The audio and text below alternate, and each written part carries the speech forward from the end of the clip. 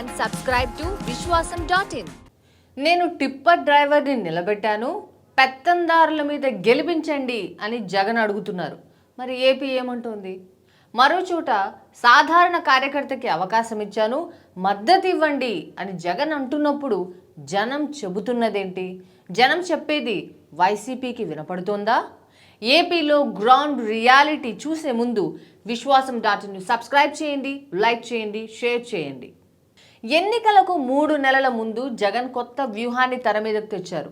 వ్యతిరేకత ముంచబోతోంది, వైసీపీ తట్టుకోవడం కష్టమే అనే అభిప్రాయం వచ్చేసిన తర్వాత ఓ 80 స్థానాల్లో జంబ్లింగ్లు, టికెట్లు ఇవ్వకుండా కోసి పక్కన పెట్టడం లాంటివన్నీ చేశారు.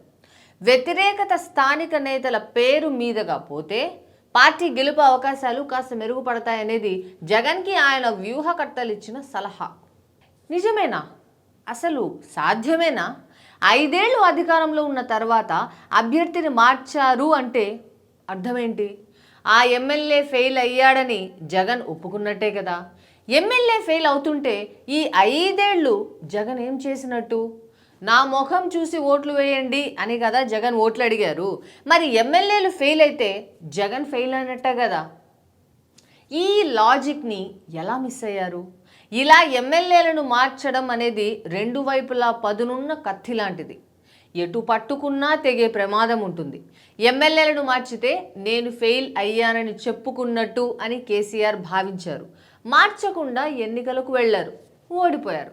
ఇప్పుడు ఎమ్మెల్యేలను మార్చి జనాన్ని ఏమార్చాలని జగన్ ట్రై చేస్తున్నారు. 80 చోట్ల ఎమ్మెల్యేలను మార్చారంటే సగం ఫెయిల్యూర్ని ఆయన ఒప్పేసుకున్నట్టే కదా. ఆయనకే సగం ఫెయిల్యూర్ అర్థమైంది అంటే ఇక జనం మూడ్ ఎలా ఉన్నట్టు? సో ఇక్కడ చెప్పేది ఏంటంటే తప్పంతా ఆ ఎమ్మెల్యేలదే, నేను మాత్రం మంచోని అని జగన్ అంటున్నారు. 5 ఏళ్లుగా అన్ని రకాలుగా చూసేసిన జగన్ మాటల్ని జనం నమ్ముతారా అంటే నమ్మరు అనేదే సమాధానం. మడకసిరిలో టిప్పర్ డ్రైవర్, విజయవాడ వెస్టులో సగటు కార్యకర్త, ఇలా అందరికీ అవకాశాలు ఇచ్చామని జగన్ ప్రచారం. మరి నీ ప్రభుత్వం అద్భుతంగా పనిచేస్తే, అందరి కోసం వైసీపీ ప్రభుత్వం నిలబడిన మాటే నిజమైతే ఇన్ని చోట్ల ఇన్ని రిపేర్లు ఎందుకు చేస్తున్నట్టు అని జనం అడుగుతున్న ప్రశ్నలు జగన్కు వినిపించట్లేదు. ఎందుకంటే ఆయన ప్రచారం అంతా 1 సైడెడ్గానే ఉంది. అయితే ర్యాంప్ పెట్టి విజువల్ షూట్ చేసి వదలడం, లేదంటే రాణి అమ్మ రాణి, రాణి అమ్మ రాణి అని పబ్లిసిటీ చేసుకోవడంతోనే సరిపోతుంది.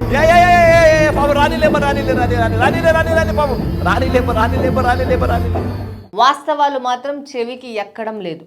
ఏం చేశాడో చెప్పకుండా విపక్షాలను తిట్టడం, కూటమి కట్టడమే నేరం అన్నట్టుగా మాట్లాడడం చూస్తే జగన్ ఇప్పటికీ విపక్షంలో ఉన్నట్టుగానే ఆలోచిస్తున్నాడు.